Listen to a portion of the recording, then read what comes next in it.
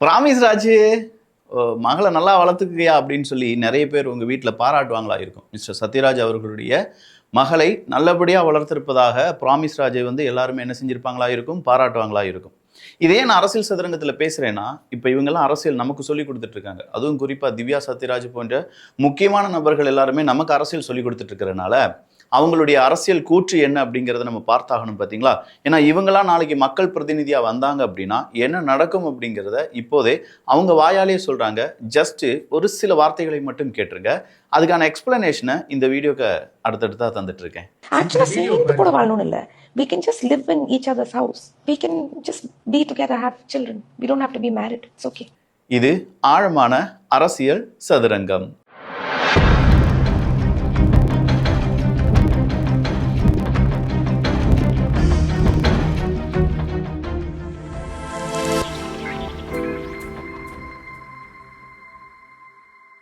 இந்த உலகத்தில் நடக்கக்கூடிய பல விஷயங்களை பார்க்கும்போது எதர் இன்டர்நேஷனல் லெவலில் இல்லாட்டி இந்தியா லெவலில் நடந்தாலும் மார்க்கெட் ரொம்பவே அடி வாங்குது. நிறைய பேர் இன்வெஸ்ட் பண்ணவங்க ஸ்டாக்ல இன்வெஸ்ட் பண்ணாங்க அப்படியே ஸ்ட்ரக்காகி நிற்கிறதா உணர்றாங்க. நிறைய பேர் இப்போ வாலட்டைலாக இருக்கே, இந்த நேரம் நம்ம இன்வெஸ்ட் பண்ணணும் அப்படின்னு சொல்லி யோசிச்சுட்டு இருக்காங்க. அப்படியே இன்வெஸ்ட் பண்ணாலும் நம்ம பணம் எப்படி போகும் அப்படிங்கிற கவலையுடன் இருக்கக்கூடிய நபர்களில் நீங்களும் ஒரு நபர் என்றால் இப்போவே ரொம்ப ஸ்ட்ராங்காக ஸ்டேபிளாக அண்ட் வாலட்டைல் அதிகமாக இல்லாத நிறுவனங்களை பார்த்து அதனுடைய பங்குகளை போடுறது அப்படிங்கிறது ஈஸியான விஷயம் கிடையாது. பட் அதை நமக்காக ஒரு NFO செய்கிறாங்க. Bajaj life Nifty 500 low volatility 50 index fund அப்படிங்கிறது தான். 50 நிறுவனங்கள் ஸ்டேபிளாக ஸ்ட்ராங்காக லோ வாலட்டாலிட்டி இருக்கக்கூடிய நிறுவனங்கள் நம்முடைய பணம் அப்படிங்கிறது இன்வெஸ்ட் பண்ணப்படும். இது ஒரு கேபிட்டல் கேரண்டி பிளான். நம்ம இன்வெஸ்ட் பண்ணக்கூடிய பணம் ₹1 கூட மெச்சூரிட்டி டைமில் கம்மியாகாது. அதே நேரம் மார்க்கெட் நல்லபடியாக பெர்ஃபார்ம் இருந்துச்சுன்னா அதுக்கான லாபம் அப்படிங்கிறது கிடைக்கும். கடைசி டேட் அப்படிங்கிறது ஏப்ரல் 30 தான். அதாவது இன்னும் 6 தினங்கள் மட்டும்தான் இருக்குது. மேலும் விவரங்களுக்கு கீழே இருக்கக்கூடிய லிங்க் அப்படி இல்லைனா ஸ்க்ரீனில் தெரியக்கூடிய QR கூட நீங்கள் யூஸ் பண்ணிக்கலாம். இதில் தமிழ் கால்பேக் ஆப்ஷனும் இருக்குது. வீட்டில் ஏஜென்ட் வந்து எக்ஸ்பிளைன் பண்ணுறதா இருந்தாலும் அந்த ஆப்ஷனும் ப்ரொவைட் பண்ணுறாங்க.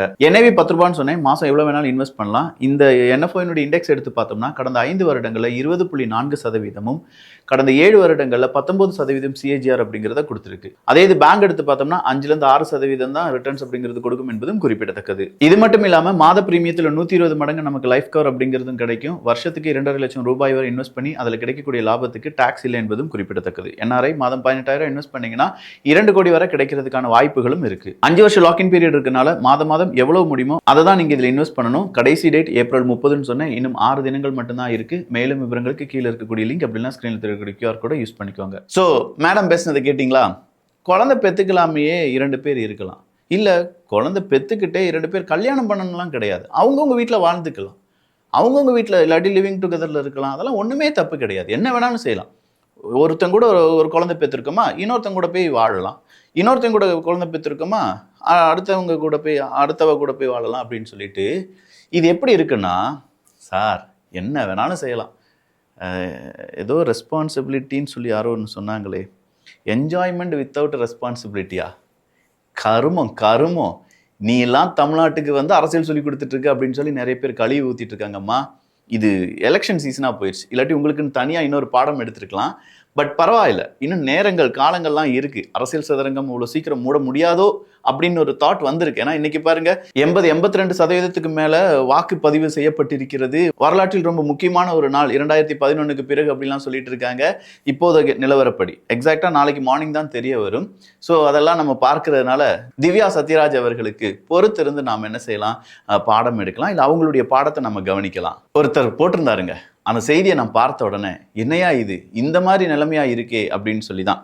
இந்த எலெக்ஷன் ரிசல்ட்டுக்கு பிறகு ஒரு ஆட்சி அமைக்க போகிறாங்கல்ல, அது யாரா வேணாலும் இருக்கலாம். திமுக, அதிமுக, தாவேகா, நாம் தமிழர் கட்சி யாரா வேணாலும் இருக்கலாம்னு வச்சுக்கோங்க.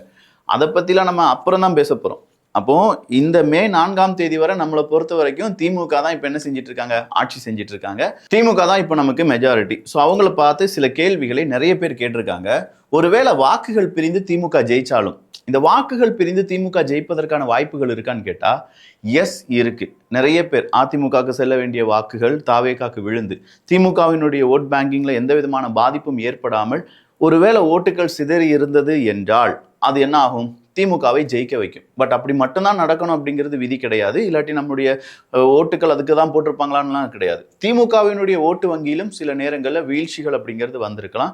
திமுகவினுடைய எதிர்ப்பு மனநிலையில் இருந்தவங்க, திமுக மீது அதிருப்தியில் இருந்தவங்க, இவங்க எல்லாரும் என்ன செஞ்சிருக்கலாம், ஒருவேளை தாவேக்காக்கும் அதிமுகவுக்கும் ஓட்டு போட்டிருக்கலாம். ஸோ இப்படி ஓட்டு பிரிந்து திமுக தோற்க கூட வாய்ப்புகள் இருக்குன்னு வச்சுக்கோங்களேன். ஏன்னா 80-85% அப்படின்னு சொல்லும்போது கண்டிப்பா புது வாக்காளர்கள் நிறைய பேர் ஓட்டுகள் போட்டிருக்காங்க அப்படிங்கிறதும். அப்ப RS பாரதிலாம் சொல்றாரு, அதெல்லாம் கிடையாதுங்க, இது 0.6% தான் இன்க்ரீஸ் ஆயிருக்கு. ஏன்னா SIR வழியா என்ன செஞ்சிட்டாங்க, வாக்குகள் ஒரு 65 லட்சம் வாக்குகள் அப்படிங்கிறது நீக்கப்பட்டிருக்கிறது. எனவே எங்களுக்கு இது பெருசா கிடையாது, calculation as per the maths DMK தான் ஜெயிக்கும் அப்படின்னு சொல்லியிருக்காரு. அவர் சொல்லியிருக்காரு அப்படிங்கிறத நான் இங்கே பதிவு பண்ணியிருக்கேன். நிறைய பேர் ப்ரெடிக்ட் பண்ணியிருக்காங்க யார் யார் எவ்வளோ ஜெயிப்பாங்க அப்படின்னு சொல்லி, அதெல்லாம் தனியாகவே புக் மார்க் பண்ணி வச்சிருக்கோம். ஸோ ஒருவேளை இந்த ரிசல்ட்டுக்கு பிறகு அந்த ரிசல்ட்ல யார் யார் ப்ரிடிக்ட் பண்ணாங்க, அதுவும் குறிப்பா ஓரணியில் தமிழ்நாடு அப்படின்னு சொல்லி ஒருத்தர் சொல்லியிருந்தாரு பாருங்க, நெல்சா நீங்களா, மிஸ்டர் நெல்சன் வேற யாருமே கிடையாது, ஒரு பத்திரிகையாளர் அப்படின்னு சொல்லுவாங்க. சோகால்டு இந்த பத்திரிகையாளர் அப்படின்னு சொல்லக்கூடிய முகமுடியில் இருக்கக்கூடிய திருட்டு கொத்தூஸ் ஒரே ஒரு விஷயத்த சொல்லிக்கிறேன், இந்த பத்திரிகையாளர்களுக்கு கெட்ட பேரை ஏற்படுத்தாதீங்க. திமுக ஜெயிக்கணும்னா நேரடியா இப்ப நீ பத்திரிகையாளர் இல்லடா, நான் திமுக காரன் தான் அப்படின்னு சொல்லிட்டு வந்து டிவி முன்னாடி உட்காருங்க. அது நடுநிலைமையா, பத்திரிகை அப்படின்னு சொல்லும்போது அதுக்கு நடுநிலைமை அப்படிங்கிறது தேவை. அட்லீஸ்ட் நடுநிலைமை இல்லாட்டி கூட ஒரு 50-60% நீ மக்களுக்கு நல்லதா பேசணும். நீ எப்பவுமே கொத்தூஸ் மாதிரியே பேசிட்டு இருந்தீங்கன்னா மறுபடியும் நீ பத்திரிகையாளர் அப்படின்னு சொல்லி எங்களால் கூப்பிட முடியாது. மக்கள் பார்த்துட்டு இருக்காங்க. இந்த கொத்தூஸ் எல்லாம் வேலைக்கு வச்சுட்டு இருக்கக்கூடிய ஊடகங்கள் கண்டிப்பா அடி வாங்கும், செமத்தி அடி வாங்கும். கொத்தூஸை எதிர்த்து ஒரு அக்காலாம் பேசுவாங்க பாருங்க, அந்த அக்கா வேற லெவல்ல ப்ரொமோட் செய்யப்படுவார்கள். ஓரணியில் தமிழ்நாடுன்னு சொன்னேன், அதுவும் காலையிலேயே நான் ஓட்டு போட்டுட்டேன், ஓரணியில் தமிழ்நாடுன்னு சொன்ன பத்தியா கொத்தூஸ் நெல்சன் அவர்களே, உங்களுக்கு ப்ரிடிக்ஷன் லெவல்ல நெக்ஸ்ட் என்னவா இருக்கும், உங்களுடைய பதவி ஒருவேளை அடுத்ததா திமுக ஜெயிச்சாங்கன்னா செய்தி தொடர்பாளர் அப்படிங்கிற பதவி கூட உங்களுக்கு கிடைக்க வாய்ப்புகள் இருக்கு அப்படின்னு நிறைய பேர் பேசிட்டு இருக்காங்க. ஸோ இதெல்லாம் ஒரு புறம் இருக்க, ஒருவேளை திமுக ஜெயிச்சிட்டாங்கன்னா அப்படின்னு சொல்லி என்ன சொல்லியிருக்காங்க, இந்த அளவு தேர்தல் புறக்கணிப்பு வேறு எந்த ஆட்சியிலும் நடந்ததே கிடையாதுன்னு சொல்லியிருக்காங்க. தேர்தல் புறக்கணிப்பா? நாங்குநேரியில தேர்தல் புறக்கணிப்பு, அந்த பக்கமா இருக்கக்கூடிய வேங்கை வயல்ல தேர்தல் புறக்கணிப்பு, இன்னும் 3-4 கிராமங்கள் சேர்ந்து அங்க ஒரு தேர்தல் புறக்கணிப்பு. வாய்க்கு வந்ததை சொல்லல, சாலிடான எவிடன்ஸ் இருக்கு, நியூஸஸ் இருக்கு. தேர்தல் புறக்கணிப்பு போராட்டத்தை துவங்கிய மக்கள் காவல்துறையால் அடித்து படுகொலை செய்யப்பட்ட ஆகாஷுக்கு நீதி கிடைக்க வேண்டும் என முதுகுளத்தூர் தொகுதியில் பல கிராம மக்கள் தேர்தல் புறக்கணிப்பில் ஈடுபட்டுள்ளனர். அடுத்ததா இருக்கக்கூடியது எங்கன்னா, நெல்லை நாங்குநேரி தொகுதிக்கு உட்பட்ட பெரும்பத்து கிராமத்தில் 4 மணி நேரம் ஆகியும் வாக்களிக்க வராத மக்கள். கிருஷ்ணன்புதூர் கிராமத்தை சேர்ந்த சீலா என்பவர் மட்டும் காவல்துறை பாதுகாப்புடன் வாக்களித்தார் அப்படின்னு சொல்லக்கூடிய ஒரு செய்தி. அது ஏன்னு கேட்டிங்கன்னா, இரட்டை கொலைக்கு நீதி கேட்டு தேர்தலை புறக்கணிப்பதாக அறிவித்துள்ளனர். ஸோ ஏகப்பட்ட கொலைகள், கற்பழிப்புகள், வன்புணர்வுகள், சாதிய படுகொலைகள், தலித்திய படுகொலைகள், அந்த பக்கமாக இருக்கக்கூடிய நிறைய ஆண்கள் அப்படிங்கிறவங்க சித்திரவதை செய்யப்பட்டிருக்காங்க, கஞ்சா கொடுக்கிகளால் கொல்லப்பட்டிருக்கிறார்கள். ஒரு 3 தினத்துக்கு முன்னாடி ஒரு முதியவர் கொல்லப்பட்டார் பார்த்தீங்களா? இது எல்லாம் தான் திமுகவினுடைய சறுக்கலாக இருந்தது. ஸோ இது ஒரு பெரிய களங்கமாக இருக்கும். ஒருவேளை நீங்கள் ஜெயிச்சாலுமே இதெல்லாம் இனிமேல் அடுத்த தவணை நடக்காமல் பார்த்து கொள்ளுங்கள் என்பது தான் பலருடைய கருத்தும். அடுத்ததா, ஆரூரில் பணப்பட்டுவாடா செய்த திமுக நிர்வாகி தாவேகாவினரை கண்டவுடன் ஓட்டம் அப்படின்னு சொல்றாங்க. அது மட்டும் இல்லாம எல்லாருமே இந்த எக்ஸிட் போல் ரிசல்ட் அப்படிங்கிறத ஆவலா எதிர்பார்த்திருப்பீங்க. ஏன்னா தேர்தல் முடிஞ்சதுமே எல்லா டிவி சேனலும் அதை தான் ஒளிபரப்பிட்டு இருப்பாங்க. வாக்குகள் போட்டது யாருப்பா, நீங்க யாருக்கு போட்டிருக்கீங்க அப்படின்னு சொல்லி எக்ஸிட் போல் ரிசல்ட் அப்படின்னு சொல்லியிருப்பாங்க. இந்த எக்ஸிட் போல் ரிசல்ட் அப்படிங்கிறது உடனடியாக வராது. காரணம் இருக்கு. கிட்டத்தட்ட புதுச்சேரி, கேரளா, அசாம் இங்க எல்லாமே முழுமையாக தேர்தல் அப்படிங்கிறது நடந்து முடிஞ்சிருச்சு. ஆனால் இந்த தேர்தல் அப்படிங்கிறது புதுச்சேரி, கேரளா, அசாம், தமிழ்நாடு, மேற்கு வங்காளம் மொத்தம் 4 மாநிலங்கள் மற்றும் ஒரு யூனியன் பிரதேசத்துக்கு டோட்டலாக தான் அறிவிச்சிருந்தாங்க.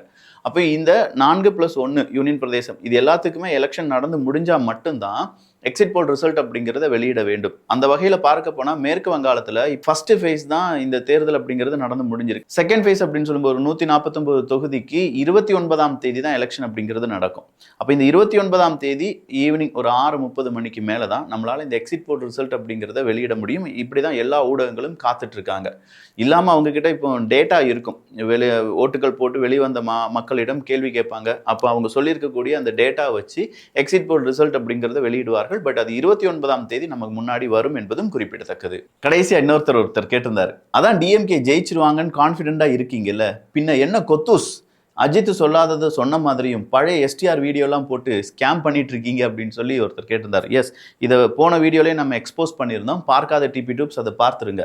விஜய்க்கு ஓட்டு போடுறவன் எல்லாம் தற்கூரியான், 1000-2000க்கு ஓட்டு போடுறவையெல்லாம் பகுத்தறிவாளனா.